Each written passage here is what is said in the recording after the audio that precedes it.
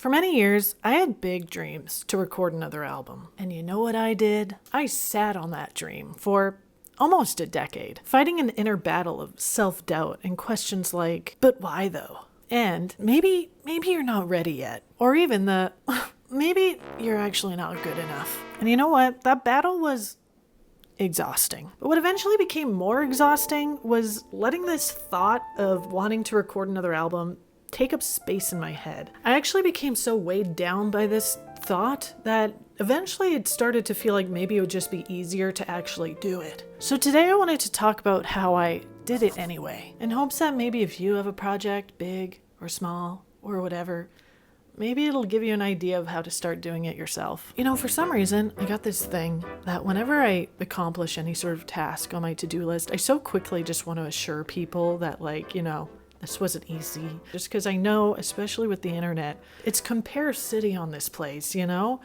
I just never, it's like my worst fear. To have somebody scroll past the stuff that I do and be like, why?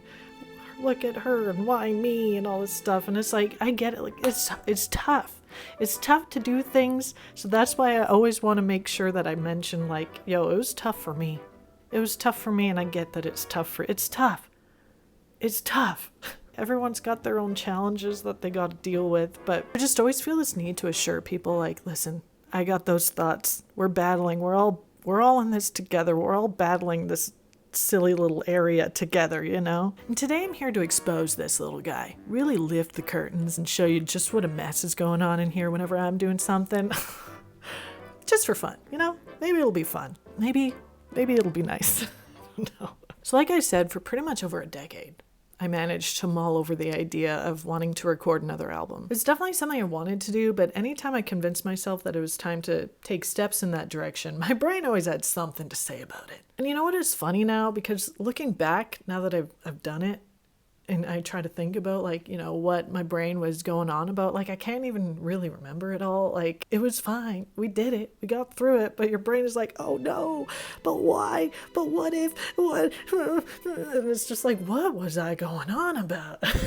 I mean, I know for sure one aspect of it was just feeling very overwhelmed of the prospect of getting from point A to point B. And actually, now that I have some perspective, I really think that was the main issue. But instead of accepting oof, I'm feeling a little overwhelmed by this. This seems kind of like a lot. My brain would like to come up with more self-deprecating reasons not to do it. Reasons like, you're not good enough anyway, so don't even bother. Or maybe your music just isn't ready yet, so never mind. Never mind on this. It feels like instead of just accepting that things might be a little hard to do sometimes, our brains like to find a way to make it a you problem. And just come up with silly little reasons like that just to not even start it at all. And I do still remember the date very clearly that I finally said enough is enough. It was August 19th.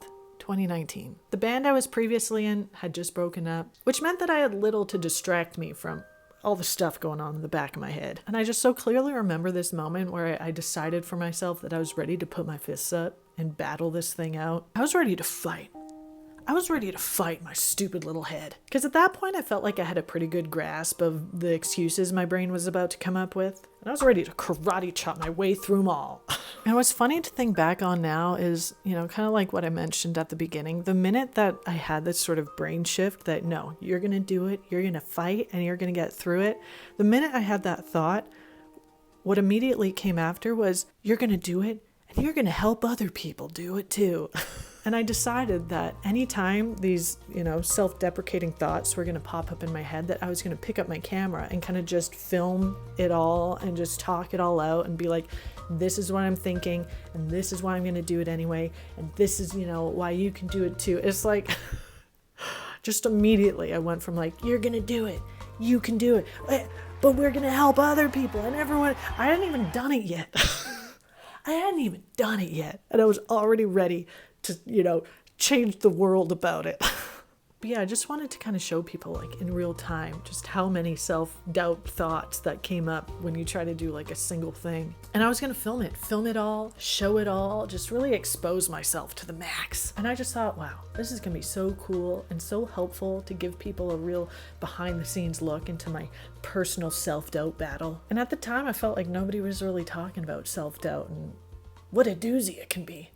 So that's what I did. But first I decided I really needed to break this project down into smaller steps and force myself to only worry about one thing at a time. And the first thing that I did was I wanted to record some demos to give myself an idea of what the album would sound like. And sure enough, even within that first step, my brain was running wild with thoughts of self-doubt. But instead of allowing myself to actually give any time to these thoughts, I would pick up my camera and just talk through it. And what ended up happening was by picking up my camera, I actually kind of got to call myself out a little bit, kind of like how a friend would. It allowed me to acknowledge the thoughts and, say them out loud and explain to myself why I was choosing to move on anyway. So for instance, I'd be in the middle of recording a song or something and, a thought would pop in my head like, no, this ain't hitting, this ain't good, it's trash, throw it in the trash. And instead of allowing myself to think about that for too long, I would pick up my camera and be like, hey, this is what's going on, you're starting to think about this stuff and it's kind of silly and, it's not true and you're just going to do it. Maybe it is true,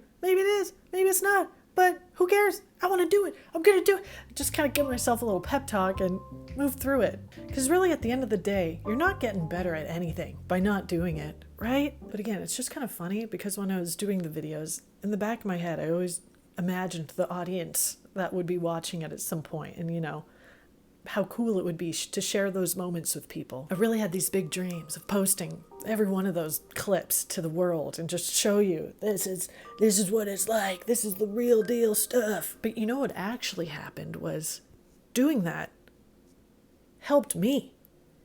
It helped me. Calling myself out like that actually helped me to move forward. And it was just, I thought I was doing it for everyone else at the time. And then what happened was the more I filmed actually, because I filmed a lot, these thoughts popped up in my head a lot.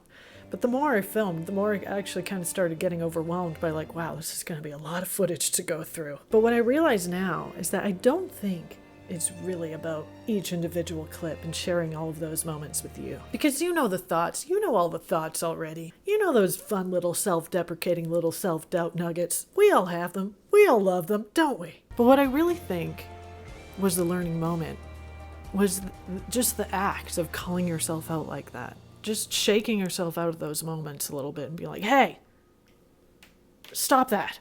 Stop it. I don't like it. So here today I'd like to introduce to you this fun new method that I invented to help you make your dreams come true. And that is calling yourself the frick out.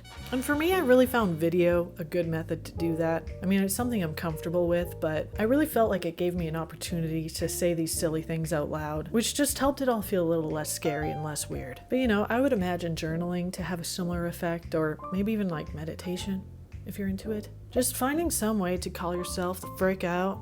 Whatever works for you. Because I think a lot of the times we do go to friends to try and be like, I'm scared. I don't know if I can do it. And then they'll tell you, you can do it. And you'll be like, yeah. And like 2 seconds later, your brain will be like, no, you can't. But to have you tell you that you can do it, powerful. It's really all about not allowing your thoughts to take you down that usual sad little road. And instead saying, hey, wait a minute.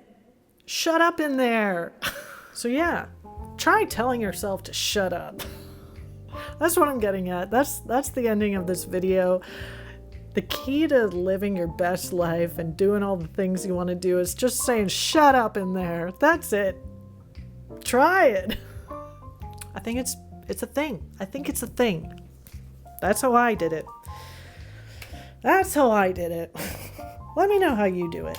Maybe you find something else. Let's all help each other out. It's hard doing things, isn't it?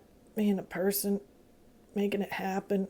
I just love when people make it happen, though. I love seeing it. And that's why I try to make so many people make it happen. Because selfishly, I love to see it happen. Anyway, that's my little story. Self-doubt is a little bee, isn't it? So let's just call it out. Call it out wherever you can. Don't let it boss you around. Because you're good, man. You're good. I'll tell you that right now. You're good. But more than that, I want you to tell you that you're good. Okay? Don't let me tell you. You can tell yourself. Love you. Bye.